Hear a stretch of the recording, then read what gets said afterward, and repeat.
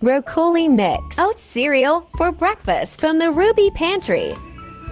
Sa mga katulad kong full-time mom, business owners, and working moms na nahihirapan kung ano nga ba yung papakain natin sa mga babies natin araw-araw, at ang baby ko nauumay na sa carrots, patatas, kalabasa at sayote, ayan, meron na tayong The Ruby Pantry. And ayan, para sa madali ang preparation, try natin today ang broccoli mix. This is 100% all natural, 100% vegan, and 100% locally made by The Ruby Pantry. Ayan.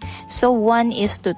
1 scoop of oat cereal, 2 scoops of water. Ganyan ko siya i-prepare. 6 months ang shelf life niya, mga mami. Pero once you open the packet, try to consume it within 2 weeks. And kapag ganito na pala yung consistency ng food, pwede nyo na siyang ipakain kay baby. Ayan.